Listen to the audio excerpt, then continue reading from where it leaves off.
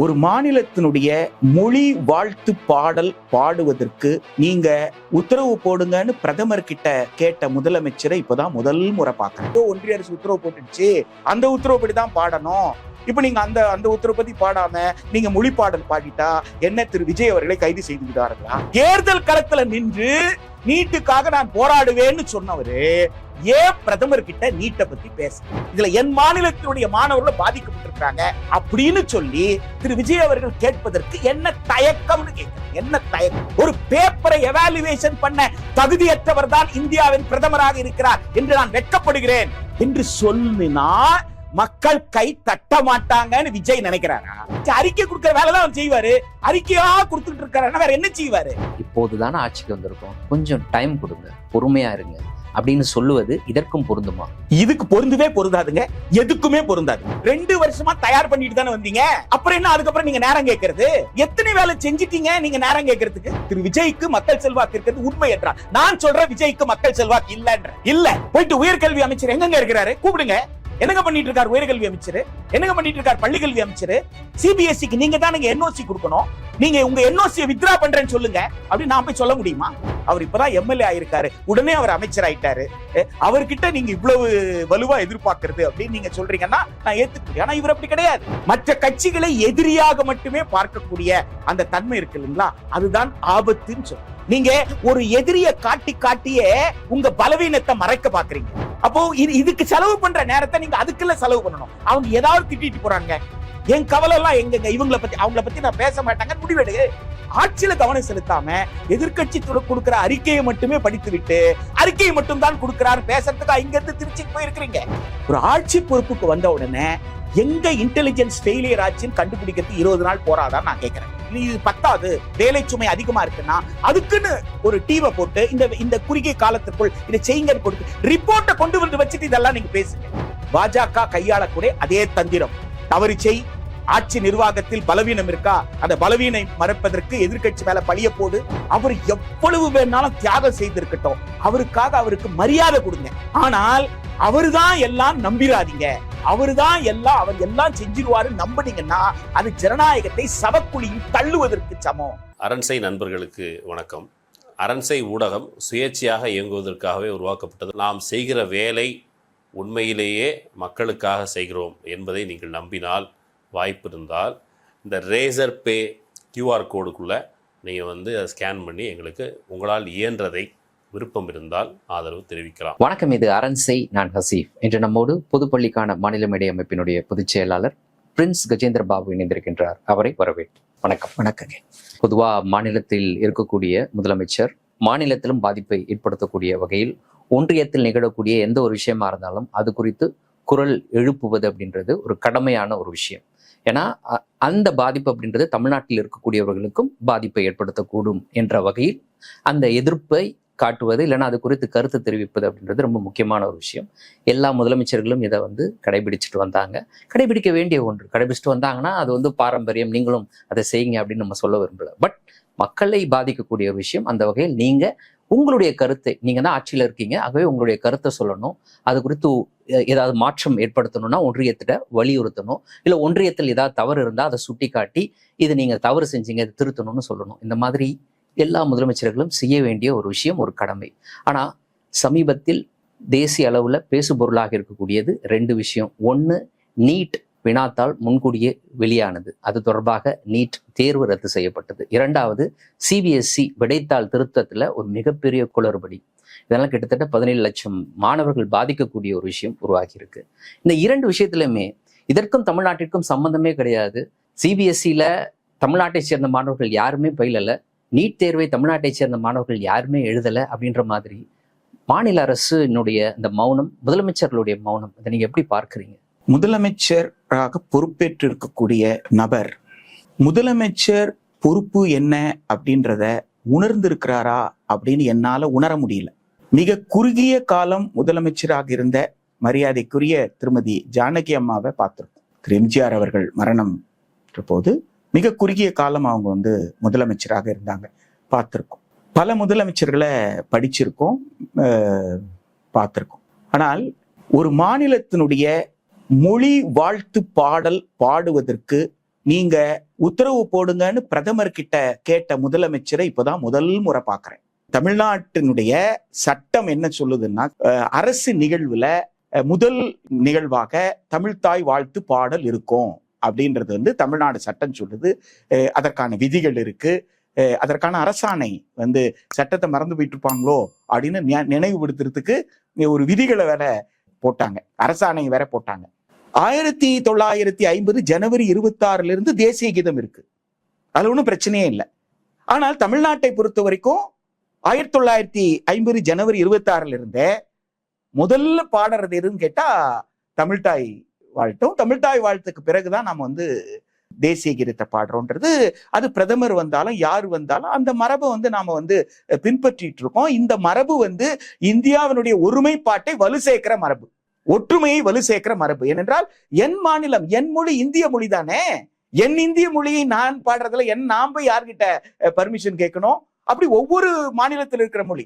இந்த புரிதல் இல்லாத ஒரு நபரிடம் நீங்க சிபிஎஸ்இ பத்தி கவலைப்படலன்னு நீங்க கவலைப்படுறதா எனக்கு கவலையா இருக்கு. ஒரு மொழி வாழ்த்து ஒரு மாநிலத்துக்கு முதலமைச்சரா வந்திருக்கோம், என் மொழி என்ன செஞ்சிருவாங்க? இப்ப நீங்க மொழி பாட்டை பாடிட்டீங்க, எல்லாரும் சொல்ற மாதிரி வேற ஏதோ ஒன்றிய அரசு உத்தரவு போட்டுடுச்சு, அந்த உத்தரவுப்படிதான் பாடணும். இப்ப நீங்க அந்த உத்தரவு பத்தி பாடாம நீங்க மொழி பாடல் பாடிட்டா என்ன திரு விஜய் அவர்களை கைது செய்து விடுவார்களா? ஆட்சியை கலைத்து விடுவார்களா? என்ன நடந்து விடும் நீங்க எதிர்பார்க்கறீங்க? உண்மையிலே மக்கள் செல்வாக்கு இருப்பவர்களா என்ன செய்யணும்? அப்படிப்பட்ட கைதுக்கு பயப்படுவீங்களா? ஆட்சியை கலைச்சா பயப்படுவீங்களா? மக்கள் செல்வாக்கு இருந்தா என்ன செய்வீங்க? ஆட்சியை கலைச்சா மீண்டும் மக்கள் தேர்ந்தெடுக்க போறாங்களா சொல்லுவீங்க. அப்ப தமிழ்த்தாய் வாழ்த்துக்கு உத்தரவு கொடுங்கன்னு பிரதமர் கிட்ட கேட்டவர்கிட்ட போயிட்டு சிபிஎஸ்இ பிள்ளைகளை பத்தி கவலைப்படலையே அப்படின்னு நீங்க கவலைப்படுறதுன்றது எனக்கு உண்மையில ஆச்சரியமா இருக்குங்க. ஏனென்றால் சிபிஎஸ்இ விஷயத்துல ஒரு மாநிலத்தில் இருக்கக்கூடிய ஒரு மாணவர் அவரெல்லாம் கண்டுபிடிச்சிருக்கிறாரு சிபிஎஸ்இனுடைய பிரச்சனை என்ன. எப்படி கண்டுபிடிக்கிறாரு? அவரு தன்னுடைய பேப்பரை கேட்கிறாரு, தன் பேப்பர் தனக்கு கிடைக்கலன்னு கேட்ட உடனே என்னதான்டா நடந்திருக்கும் அப்படின்னு கண்டுபிடிக்கிறார். அப்போ தமிழ்நாட்டுல எவ்வளவு 1000 பேர் சிபிஎஸ்இ பாடத்திட்டத்தின் கீழே +2 எழுதியிருக்கிறாங்க. ஒரு மாணவர் மீது திரு நரேந்திர மோடி அரசு தொடுத்திருக்கக்கூடிய வன்முறையில ஒண்ணுங்க, சாதாரணமான விஷயம் இல்லைங்க. இது அரசியல் கட்சிக்கெல்லாம் அப்பாற்பட்டு குழந்தை உளவியல்ல இருந்து நீங்க பாருங்க. 18 வயதுக்கு உட்பட்ட குழந்தை தான் உங்களுக்கு மேல்நிலை பள்ளி இறுதி தேர்வை எழுது. 18 வயதுக்கு உட்பட்டவங்க குழந்தைங்க, அவங்கதான் வந்து +2 எழுதுறாங்க. இங்கு ஒரே மாதிரி இருக்குமா? இங்கோட ஷேடு லைட்டா இருக்காதா, டார்க்கா இருக்காதா? ஒவ்வொரு பேனால ஒரு மாதிரி. கையெழுத்து எழுதும் பொழுது எனக்கு நேரம் ஆயிடுச்சு அப்படின்னு சொல்லும்போது என் கையெழுத்து மாறாதா? வேகமா டென்ஷன்ல மாறாதா? ஆக கையெழுத்து மாறுவதற்கான வாய்ப்பு இருக்கு. மைனுடைய டென்சிட்டி அது வந்து லைட்டா இருக்கா, ரொம்ப திக்கா இருக்கா, அதை பொறுத்து வந்து மாறக்கூடிய பிரச்சனை. இவ்வளவு சிக்கல்கள் இருக்கும் பொழுது பிசிக்கல் எக்ஸாமினேஷன்ல தானே ஒரு +2 பாடம் நடத்துற டீச்சர் அதே மாணவருக்கு அல்ல, அவர் எந்த மாணவருக்கு வேணாலும் திருத்தலாம், ஆனா அவர் +2 பாடம் நடத்துற டீச்சரா இருக்கணும். அப்ப +2 பாடம் நடத்துற டீச்சர், அவர் ஜம்மு அண்ட் காஷ்மீர்ல பாடம் நடத்துற டீச்சர் தமிழ்நாடு பேப்பரை கூட கரெக்ட் பண்ணலாம், அதுல ஒன்னும் பிரச்சனை. ஒரே பாடத்திட்டம் ஒரே தேர்வு, அவர் அந்த பாடத்தை நடத்துறாரு. அந்த அடிப்படையில அவருக்கு என்ன புரியும் கேட்டா ஒரு மாணவனுடைய உளவியல் புரியும். எனவே இந்த கேள்விக்கான பதிலை இந்த மாணவர் எழுதியிருக்கிறாரே, இந்த பதில் இந்த மாணவர் இந்த கேள்வியை புரிந்து கொண்டு எழுதினாரா? பாடத்தை இதெல்லாம் ஜட்ஜ் பண்ணுவாங்க.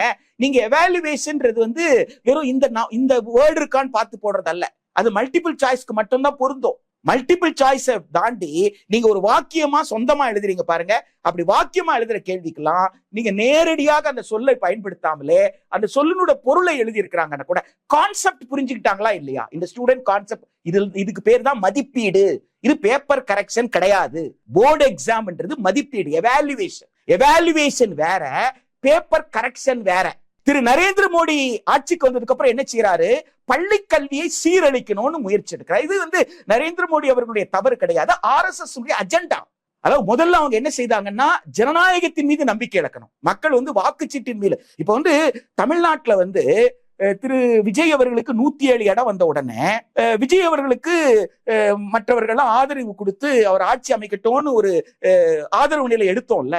அது எதுக்காக எடுத்தாங்க? விஜய் மேல இருக்கிற பற்றுக்கா, விஜய் மேல இருக்க நம்பிக்கைக்கா, இல்ல தாவேகா மேல இருக்க எதுவுமே கிடையாது. விஜய் மீது எந்த நம்பிக்கை இல்லை, தாவேகாக்கு எந்த கொள்கை இல்லை, எல்லாருக்கும் தெரியும். இருந்தாலும் ஓட்டு போட்ட மக்கள் இருக்காங்க பாருங்க, அவங்க வாக்குச்சீட்டின் மீது மரியாதை வச்சிருக்கிறாங்க. எனவே அந்த வாக்குச்சீட்டின் மீது மக்களுக்கு இருக்கிற நம்பிக்கைய மக்கள் இழந்துடக்கூடாது என்பதற்காகத்தான் சில பேர் வந்து ஆதரவு தெரிவித்து சரி ஆட்சிதான் அமைச்சு பார்க்கட்டும் என்று ஆதரவு வந்து தெரிவிச்சாங்க. இது ஜனநாயகத்தின் மீது மக்களுக்கு இருக்க நம்பிக்கையை காப்பாற்றுகின்ற ஏற்பாடு. அதை வந்து நம்ம முதல்ல புரிஞ்சுக்கணும். ஜனநாயகத்தை பாதுகாக்கிற ஏற்பாடு, மக்களாட்சியை மக்களாட்சி மீது மக்களுக்கு ஒரு நம்பிக்கை இருக்கு. வாக்குச்சீட்டின் வாயிலாக யாரையும் நான் மாற்ற முடியும்ன்ற நம்பிக்கை இருக்கு. இன்னொரு விஷயம், இதே ஜனநாயகம் படுகொலிக்கு தள்ளப்படுவதற்கான வாய்ப்பு இருக்கு. அப்படிப்பட்ட ஒரு ஆதரவை நல்கவில்லை என்றால் ஆமா ஒன்றிய ஒரு வந்து அதாவது மக்களுக்கே கூட அப்ப நம்ம ஓட்டு போட்டா நம்ம அதிக மெஜாரிட்டி தானே, டெமோக்ரஸின்னு சொன்னால எண்ணிக்கையில் அதிகம் தானே. அவன் எண்ணிக்கையில் அதிகமா தானே வந்தான். அப்ப அவனை உட்காரச்சு பாக்கலாம்ல. அப்ப ஏன் இவங்க எல்லாம் அதை செய்யல அப்படின்ற அளவுல கூட ஒரு விவாதம் வந்துடக்கூடாது. எந்த வகையிலுமே மக்களுக்கு வந்து வாக்குச்சீட்டின் மீது, ஏனென்றால் மக்களுக்கு வாக்குச்சீட்டின் மீது நம்பிக்கை இழந்தால் அங்க குழப்பம் ஏற்படும். ஒன்றிய அரசு RSS எதற்கு காத்துக்கிட்டு இருக்குன்னு கேட்டா, அப்படி ஒரு குழப்பம் ஏற்பட்டால் ராணுவத்தை இறக்கலான்ட்டு. எல்லாரும் என்ன நினைக்கிறாங்கன்னு கேட்டா, ஏதோ ஜனாதிபதி ஆட்சின்னு நினைக்கிறாங்க. இது ஜனாதிபதி ஆட்சி அல்ல, அதை கடந்தது. ராணுவத்தை இறக்குவது, இங்க சட்டம் ஒழுங்கு சரியில்லை. உள்ளூரால் நான் சொல்றது வந்து நீங்க வந்து குடியரசுத் தலைவர் ஆட்சியின் கீழ் இதெல்லாம் நடக்கிறது. குடியரசுத் தலைவர் ஆட்சி கடந்தே கூட இது நடக்கிறதுக்கான வாய்ப்புகள் எல்லாம் இது வந்து இருக்கு. நான் ஒன்னும் யூகத்தின் அடிப்படையில் எல்லாம் சொல்லல. ஏனென்றால் நீட் கேள்வித்தாருக்கு ராணுவத்தின் உதவியை திரு நரேந்திர மோடி நாடி இருக்கிறார். ஏர்போர்ஸோட உதவி நாடி இருக்காரு சார். உலகத்துல வேற எந்த பகுதியில சார் இது நடந்திருக்கு? விஜய் அவர்கள் முதலமைச்சராக பொறுப்பேற்ற பிறகு திரு மோடி அவர்களை சந்திக்கிறாரே, பிரதமரை சந்திக்கிறாரே, அது எவ்வளவு மணி நேரம் சந்தித்தார்? 2 பேரும் எத்தனை நிமிடங்கள் தனியாக உட்கார்ந்து பேசுவதற்கான அலுவல் நேரம் இருந்தது? அதெல்லாம் எனக்கு தெரியாது. 3 நிமிஷம் அப்படின்னு சொன்னா கூட அந்த 3 நிமிஷத்துல முத்தா பேசுறதுக்கான சொற்களை தேர்ந்தெடுத்துட்டு போயிருக்கலாம். ஐயா 2016 இருந்து நீட் கூடாதுன்னு தமிழ்நாட்டுல குரல் தொடர்ந்து எழுப்பிட்டு இருக்கிறாங்க. 2016 இருந்து நீட் நடைமுறையில என்னெல்லாம் தவறு நடக்கும்னு சொன்னாங்களோ அந்த அத்துணை தவறும் நடந்து முடிஞ்சிருச்சு, உண்மையாயிருச்சு. அதுக்கெல்லாம் ரொம்ப மோசமான தவறு இந்த வாட்டி வந்து நடந்திருக்கு. இது முதல் முறையில 2024 நடந்திருக்கு, மீண்டும் நடந்திருக்கு. அவர் போன டைம்ல தான் அந்த தகவல் வெளியில வருது. மிகப்பெரிய அளவுல அதை கண்டிப்பா ஒரு சுட்டி காட்டுறதுக்கான எல்லா வாய்ப்பு இருக்கு. எனவே இதற்கு மேல கூட தமிழ்நாடு ஏற்கனவே ஏற்றி அனுப்பிய 2 மசோதாவிற்கு நீங்க முதல் முறை அனுமதி கொடுக்கல, அடுத்த முறை ஒரு மசோதா அனுப்புனாங்க, அதுக்கும் நீங்க வந்து கொடுக்கல. இப்ப நான் ஒரு மசோதா எழுதி அனுப்புறேன், இப்போவாது கொடுக்குறீங்களா? இந்தியா முழுக்க திரும்ப பெற்றால் இந்தியாவில் இருக்கிற எல்லாரும் பாராட்டுவாங்க. அந்த அளவுக்கு நீங்க செய்யலன்னா கூட எங்களுக்காவது நீங்க அதை செய்வீங்களா? விளக்கு. ஏனென்றால் நாங்கள் சொன்னதாத்திரி உண்மை அப்படி நிரூபிச்சிருக்கு. நீட் என்பது வணிக மையத்தை பெருக்கி இருக்கே தவிர வணிக மையத்தை கட்டுப்படுத்தல. அதுல நீட்டினுடைய நோக்கமாக நீ சொன்னது தோற்று போச்சு. நீட் என்பது தரத்தை தீர்மானிக்கும் சொன்னீங்க. ஆனா நீட் நடைமுறையில கூடுதலான மதிப்பெண் பெற்றவர்கள், அவர்களுக்கு இடம் கிடைக்காம அவர்களோட குறைந்த இடம் பெற்றவர்கள், அப்ப தரத்தையும் தீர்மானிக்க முடியல. நீங்க எது 2க்காக நீட்டு சொன்னீங்களோ அது 2மே தோற்ற பிறகு ஒரு மக்களாட்சியில மக்களுடைய கருத்துக்கு மரியாதை கொடுக்கணும் என்கின்ற அளவுல நாங்க இன்னொரு மசோதாவை இப்ப நாங்க எழுதி அனுப்புறோம், எங்களுக்கு நீங்க ஒப்புதல் கொடுங்க என்று கேட்டிருக்கலாம். நீட்டை பற்றி பேச வேண்டும் என்றே அவருக்கு தோன்றல. ஆனா தேர்தல்ல நீட்டை பத்தி பேசியிருக்கிறார். தேர்தல் களத்துல நின்று நீட்டுக்காக நான் போராடுவேன்னு சொன்னவரு ஏன் பிரதமர் கிட்ட நீட்டை பத்தி பேசல? CBSE அதை விட கொடுமை. பள்ளிக்குள்ள எப்படி மக்களுக்கு ஜனநாயகத்தின் மீது நம்பிக்கை இழக்க செய்யறாங்களோ அதே மாதிரி குழந்தைகளுக்கு கல்வியின் மீது நம்பிக்கை இழக்க செய்யற சூழ்ச்சி. சாதாரண விஷயம் கிடையாது. நீங்க நம்ம வீட்டு குழந்தைகள் எடுத்துக்கோங்க, மார்க் வாங்கல, குழந்தை மார்க் வாங்கல, 10ஆவதுலயோ 12ஆவதுலயோ இல்ல எந்த வகுப்புலயோ, அது கீழே இருக்கிற வகுப்பு கூட இருக்கலாம். ஒரு அப்பாவா அம்மாவா நாமெல்லாம் என்ன செஞ்சிருக்கோம் என்ன செய்யறோம்ன்றது பாருங்க. குழந்தை மார்க் ஏன்பா சரியா எழுதல? குழந்தை மார்க் வாங்கலன்னா யார் குற்றம்? குழந்தை மார்க் வாங்கலன்னா ஏன் இந்த டீச்சர் இந்த குழந்தைக்கு ஒழுங்கா பாடம் நடத்தல அப்படின்னு என்னைக்காவது யோசிச்சிருக்குமா? இந்த குழந்தை இதை புரிந்து கொள்ளக்கூடிய வகையில பள்ளிக்கூடத்துல ஏன் நடத்தல அப்படின்றத பத்தி யோசிச்சிருக்கோமா? என்ன சிக்கல் ஏற்பட்டிருக்கு அந்த குழந்தை? ஆக நாம அந்த குழந்தை நிலையில இருந்து குழந்தைக்கு என்ன மாதிரி அதை யோசிக்கிறதுக்கு நாம மறந்துட்டோம். அது வந்து டீச்சர் குழந்தையா இருந்தா கூட, ஒரு ஒரு ஆசிரியர், அப்பா அம்மா ஆசிரியரோட குழந்தையா இருந்தா கூட நம்ம யார் மேல பழியை போடுறோம்னா குழந்தை மேலதான் பழி. ஆனா அந்த குழந்தை மலையில இருந்து எடுத்து பாருங்க, அவ்வளவையும் தாங்கி கொண்டு அந்த குழந்தை வந்து தேர்வு மையத்துக்கு போயிட்டு தேர்வு வந்து எழுதுது. எதனால? நான் படிச்சிருக்கிறேன், என் படிப்பை என்னால வெளிப்படுத்த முடியும், இதெல்லாம் தாங்கிட்டு நான் படிக்கிறேன் என்று இவ்வளவு மன அழுத்தத்தையும் தாங்கிட்டு போய் எழுதுதே, அந்த கேள்வித்தாளை உன் கேள்வித்தாள் இல்லைன்னு சொன்னா எப்படிங்க? எந்த கேள்வித்தாள் வேணாலும் நான் காட்டுவேன்னு சொன்னா அது எப்படிங்க?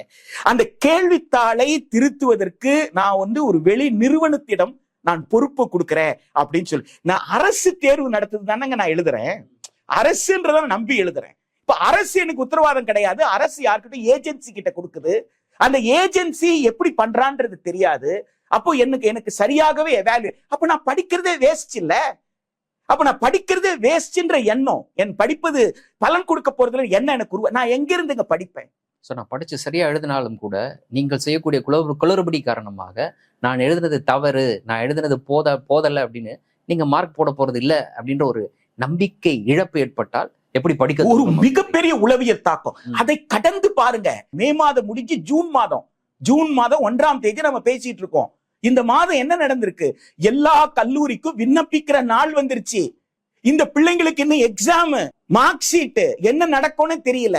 அப்படின்னா அப்ப இந்த பிள்ளைகளுடைய உயர்கல்வி வாய்ப்பு, தான் விரும்பின கல்லூரி கிடைக்காது, விரும்பின படிப்பு கிடைக்காது அப்படின்னு சொன்னா அங்க போய் சேரும்போது ஏற்படுற உளவியல் தாக்கம். அந்த குடும்பம் எவ்வளவு கனவு, 12 வருஷமா எவ்வளவு கனவு வச்சிட்டு இருப்பாங்க. இந்த பிள்ளை +2 முடிச்சிட்டான அவன் இங்க சேர்க்கணும் அங்க சேர்க்கணும்ட்டு, அது பெண் குழந்தையா இருந்தாலும் ஆண் குழந்தையா இருந்தாலும் ஒரு பெரிய கனவுல இருந்திருப்பாங்க. அந்த குடும்பத்தோட கனவு இது எதை பற்றியுமே ஒன்றிய அரசு திரு நரேந்திர மோடி அவர்கள் கவலைப்படல.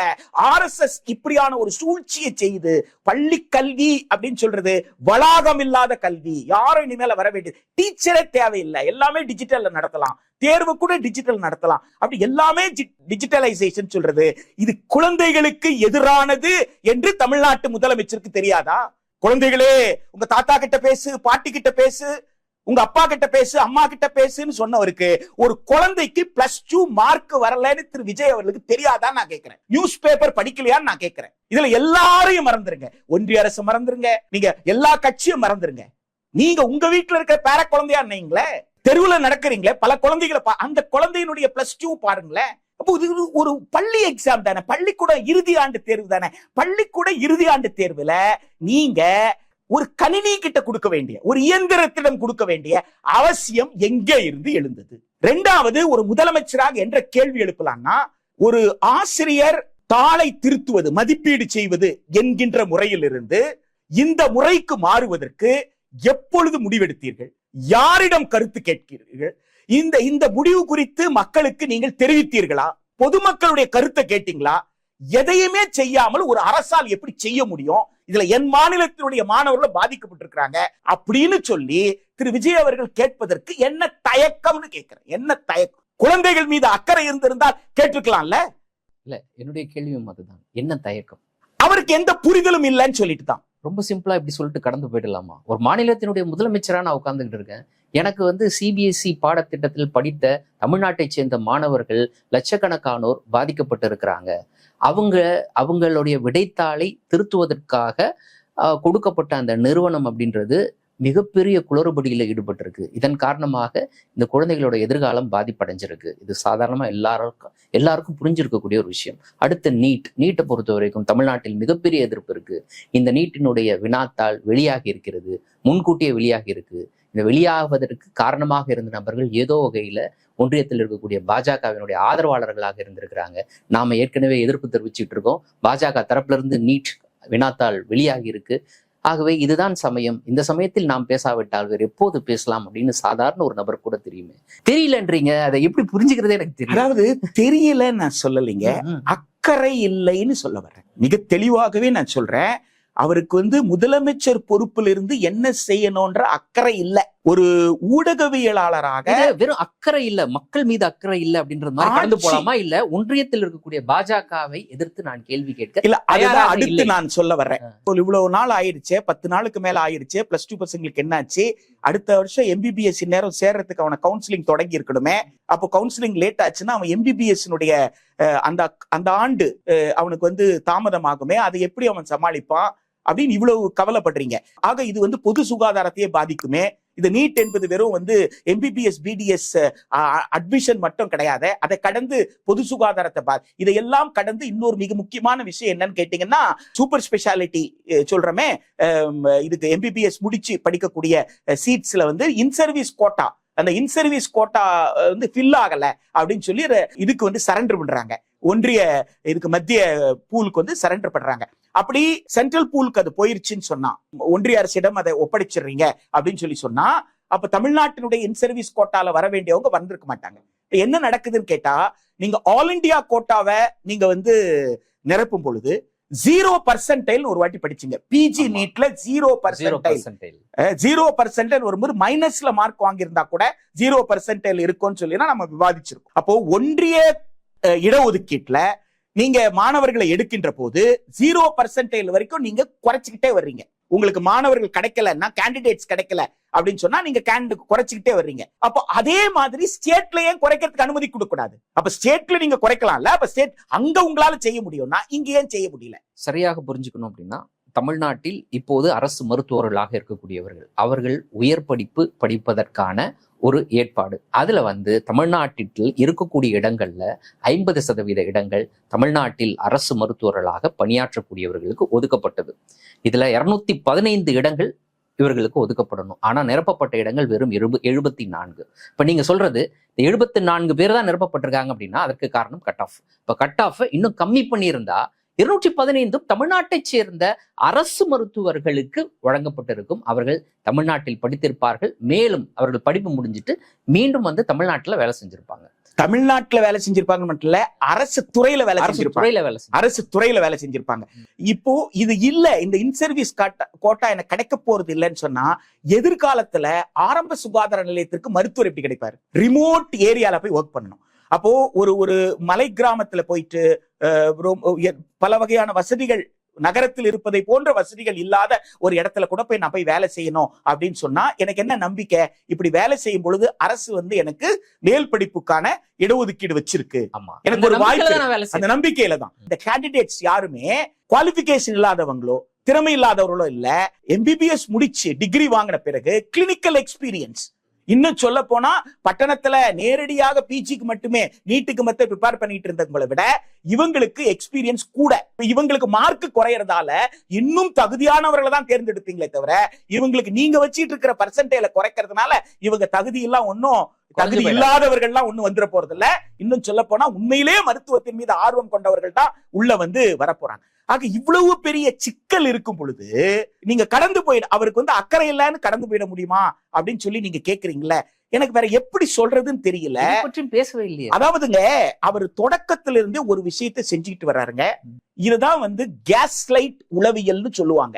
நீங்க இந்த இடத்துல இந்த நேரத்துல பேசிக்கிட்டு இருக்கிற இதே நேரத்துல திருச்சியில அவர் கர்ஜிக்கிட்டு இருக்காரு. திமுகவை திட்டுவது, அண்ணா திமுகவை திட்டுவது, அறிக்கை கொடுக்கிறது தான் இவங்க வேலை அப்படின்றத பத்தி பேசுறாரு தவிர, உங்களுக்கு இருக்கிற அக்கறை, ஒரு பத்திரிகையாளருக்கு இருக்கிற அக்கறை முதலமைச்சருக்கு ஏன் இல்லாம போச்சு?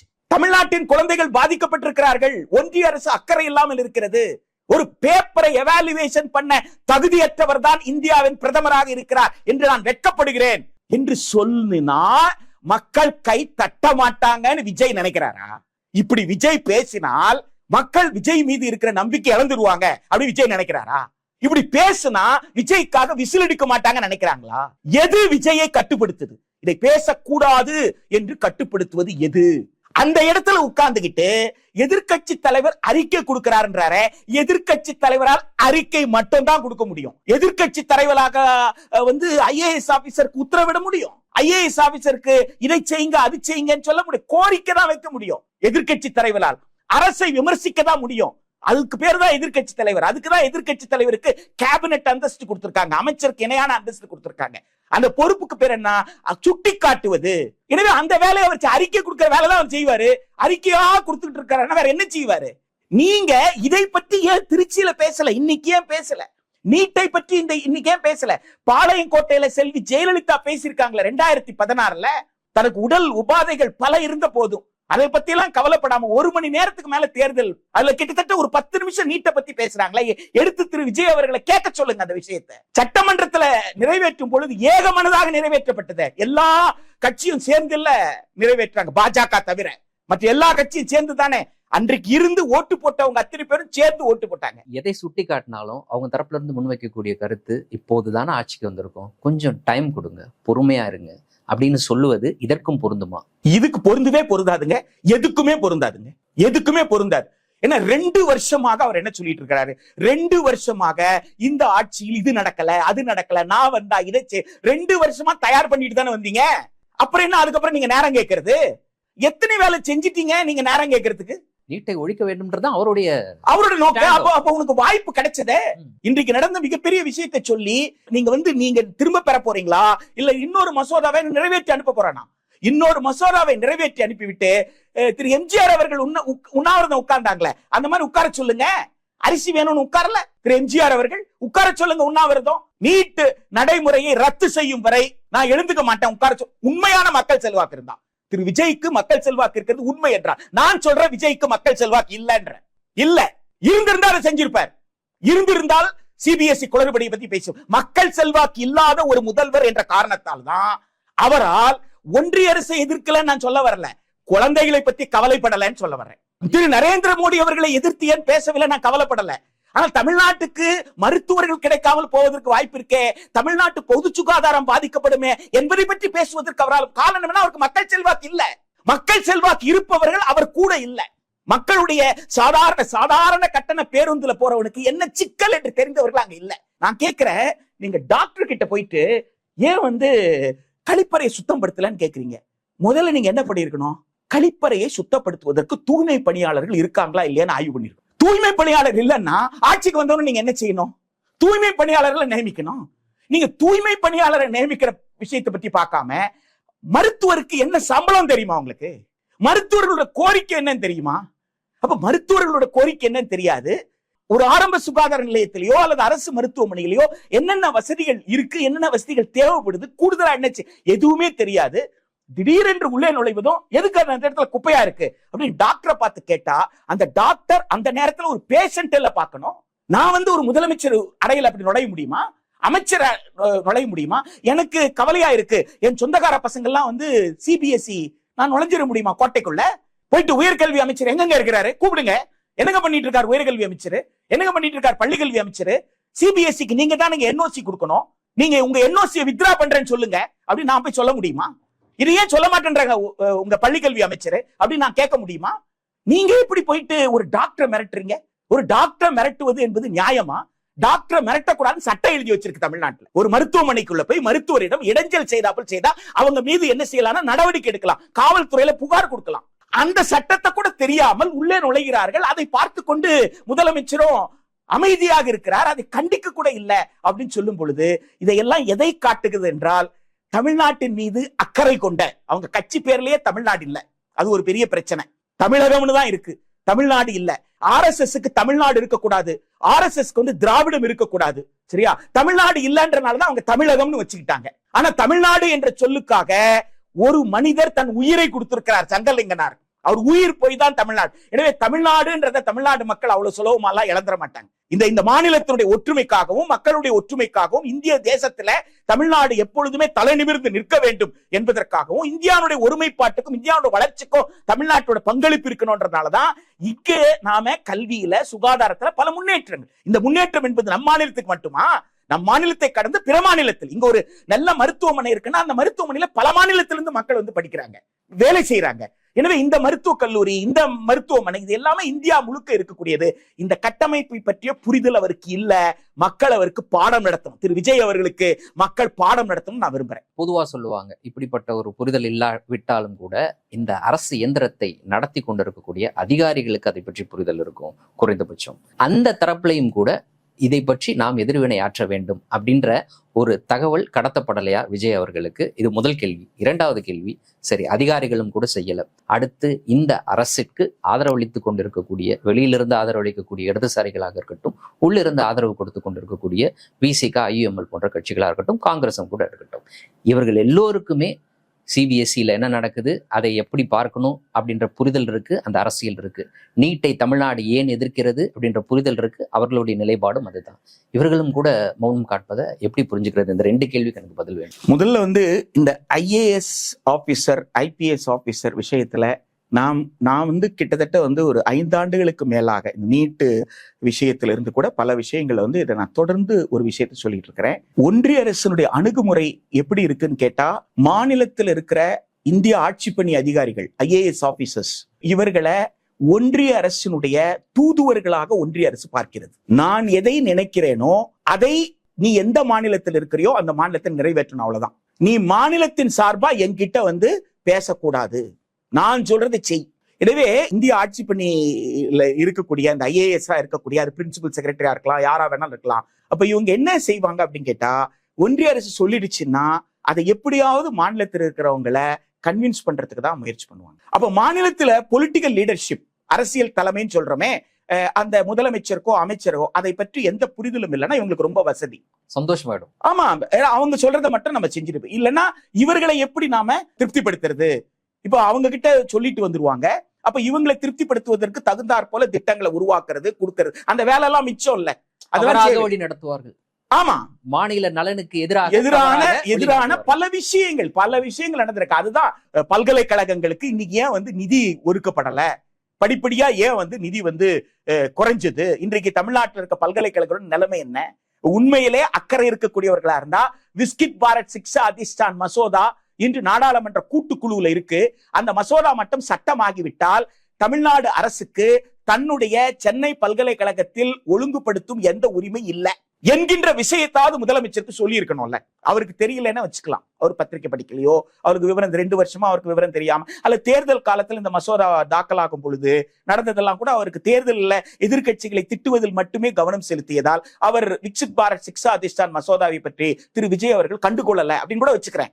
ஆனால் மாநில அரசு நேரடியாக பாதிக்கப்பட போதே அங்க வந்து முதன்மை செயலாளரா வந்து உட்கார்றவங்க இருக்காங்களே, தலைமைச் செயலர், இவர்கள் எல்லோருமே முதலமைச்சருக்கு இதை பத்தி சொல்லி இருக்கணுமே, இந்த விஸ்கிட் பாரத் என்று மிக அதை ஏன் வந்து சொல்லல? எனவே இந்த அதிகாரிகளை நீங்கள், ஏன்னா இவங்க UPSC-னால தேர்வு செய்யப்படுறாங்க, அவங்க எல்லாருமே சென்ட்ரல் கவர்மெண்ட் சொல்றதை கேட்கணும்ன்ற, யூனியன் கவர்மெண்ட் சொல்றதை கேட்கணும்ன்ற ஒரு நிர்பந்தத்தில் இருக்கிறாங்க. எனவே இது கடந்த காலங்கள்ல இருந்தே ஒரு 7-8 வருஷமாகவே இந்த விஷயத்தை நம்ம வந்து பார்த்துட்டு இருக்கோம். இப்போ அவங்களுக்கு ரொம்ப வசதியா போயிருச்சு, அரசியல் தலைமை அவங்களை கேள்வி கேட்க போறது இல்ல அப்படின்றதுனால அவங்க ஒன்றிய அரசு சொல்றதை செஞ்சிட்டு இருப்பாங்க.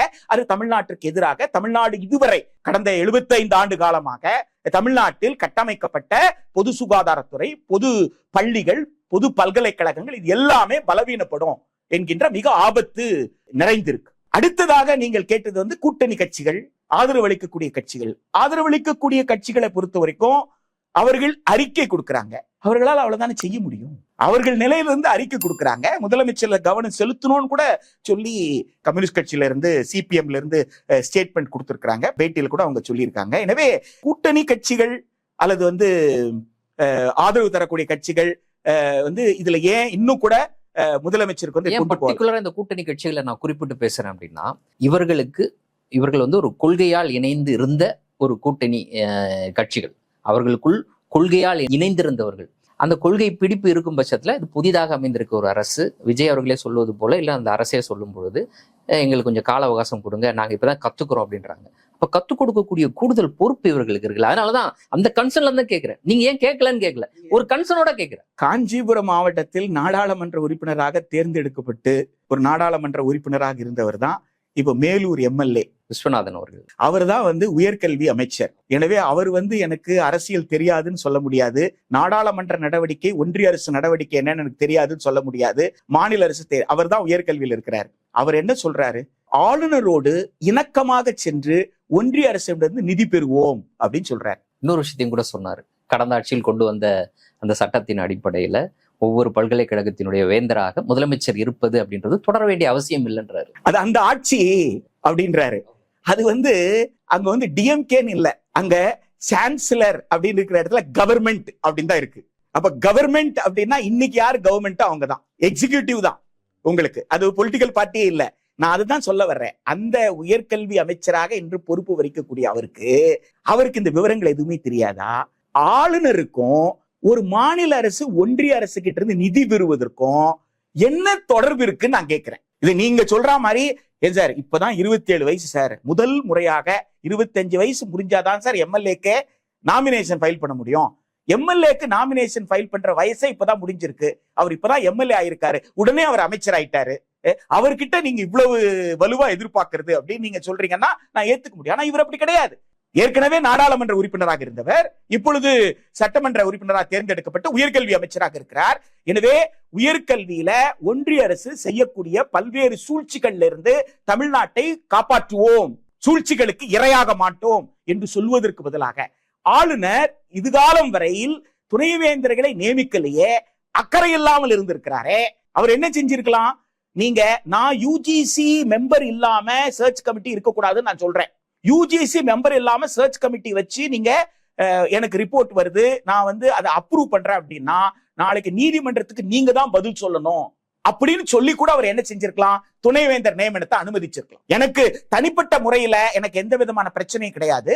யூஜிசி ஒரு ரெகுலேஷன் கொடுத்திருக்கு, நீங்க வந்து அது ரெகுலேஷன் வந்து கைட்லைன்ஸ் தான், அக்செப்டிங் இட் வித் ரிசர்வேஷன். ஆமா, வித் ரிசர்வேஷன், அவ்வளவுதான். இதுக்கு வந்து சட்டப்படியா நீங்க வந்து நீதிமன்றங்கள் தீர்ப்புகள்லாம் இருக்கு அப்படின்னு நான் நினைக்கிறேன். எனவே அந்த அடிப்படையில தான் நான் சொல்றேன் இதை செய்யுங்கன்ட்டு. ஆனா நீங்க ஏற்க மாட்டேன்றீங்க. எனக்கு துணைவேந்தர் வேண்டும், பல்கலைக்கழகத்தில் இருக்க மாணவர்கள் நல்ல என்று ஆளுநர் நடந்திருக்கணும். அப்படி நடக்காமல் கிட்டத்தட்ட பல ஆண்டுகளாக துணைவேந்தர் நியமிக்கப்படாம இருக்கு என்கின்ற பட்சத்துல அரசு தான் அந்த பல்கலைக்கழகத்தை நடத்துது. இப்ப தனியார் பல்கலைக்கழகத்தை நடத்துறாங்கன்னா யார் நடத்துறாங்களோ அவங்க தானே துணைவேந்தரை நியமிக்கிறாங்க. ஒரு தனியாருக்கு இருக்கக்கூடிய அதிகாரம் யாருக்கு இருக்கக்கூடாது? ஒரு அரசுக்கு இருக்கக்கூடாதா? ஒரு மாநில அரசுக்கு இருக்கக்கூடாதா? மாநில அரசு என்றால் சட்டமன்றத்துக்கு பதில் சொல்ல வேண்டியது இருக்குல்ல, செக்ஸ் அண்ட் பேலன்ஸ் இருக்குல்ல, அது கூட இங்க இல்லாம இருக்குல்ல. எனவே இதுதானே நல்லது என்கின்ற அளவு கூட சீர்தூக்கி பார்க்காமல் மற்ற கட்சிகளை எதிரியாக மட்டுமே பார்க்கக்கூடிய அந்த தன்மை இருக்கு இல்லைங்களா, அதுதான் ஆபத்துன்னு சொல்றேன். நீங்க ஒரு எதிரிய காட்டியே உங்க பலவீனத்தை மறைக்க பாக்குறீங்க. ஒரு எதிரிய காட்டியே உங்க செயலின்மையை மற்றவர்கள் புரிந்து கொள்ளாமல் இருக்க முயற்சி செய்றீங்க. உங்களுக்கு இன்னும் வந்து எந்த சிந்தனையும் இல்ல, இதை எப்படி கொண்டு போகணும்னு சிந்தனை இல்ல. எனவே அதை மக்கள் கண்டுபிடித்து விடக் கூடாது என்பதனால நாங்க இப்பதானே வந்திருக்கோம். இப்பதான் வந்திருக்கிறீங்களே, உங்க கவனம் ஃபுல்லா அதை கண்டுபிடிக்கிறது தானே இருக்கணும். ஆனா உங்க கவனம் ஃபுல்லா எதிர்கட்சியை திட்டத்துல தானே இருக்கு. அப்போ இதுக்கு செலவு பண்ற நேரத்தை நீங்க அதுக்குள்ள செலவு பண்ணணும். அவங்க ஏதாவது திட்டிட்டு போறாங்க, என் கவலை எல்லாம் எங்கங்க, அவங்கள பத்தி நான் பேச மாட்டாங்கன்னு முடிவெடு. கொஞ்ச நாள் கவனம் செலுத்துங்க, ஆட்சியில கவனம் செலுத்துங்க. ஆட்சியில கவனம் செலுத்தாம எதிர்கட்சி கொடுக்கிற அறிக்கையை மட்டுமே படித்து விட்டு அறிக்கையை மட்டும் தான் கொடுக்கிறார் பேசுறதுக்கு இங்க இருந்து திருச்சிக்கு போயிருக்கிறீங்க.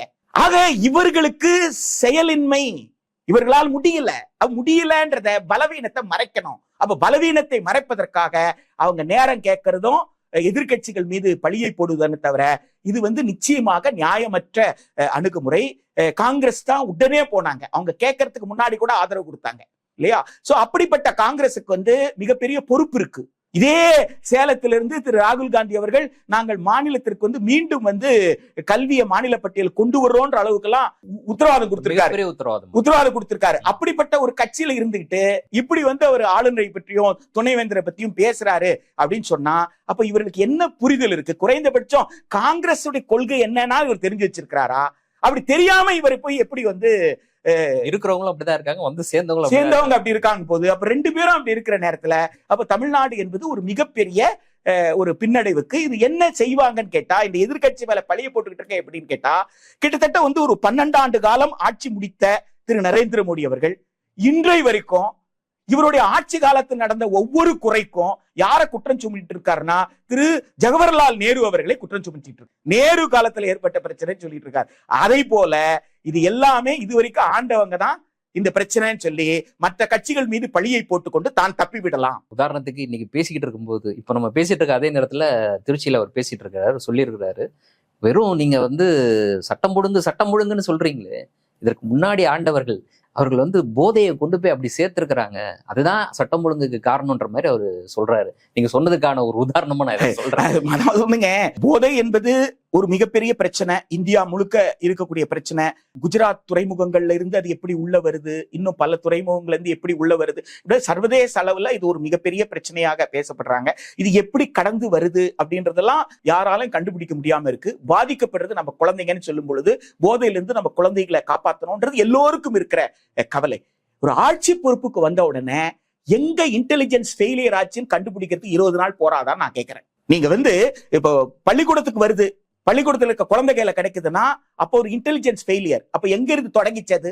ஒரு செயின் இருக்குல்ல, எங்கேயோ ஒரு ஹோல்சேலர் இருப்பான், அவங்ககிட்ட இருந்து மீடியேட்டர் இருப்பான், அதுக்கப்புறம் ஒரு ஃபெசிலிட்டேட்டர் இருப்பான், அதுக்கப்புறம் தான் நீங்க இங்க வந்துருச்சு. அப்ப இந்த செயினை ஏன் இன்டெலிஜென்ஸ் கண்டுபிடிக்கல?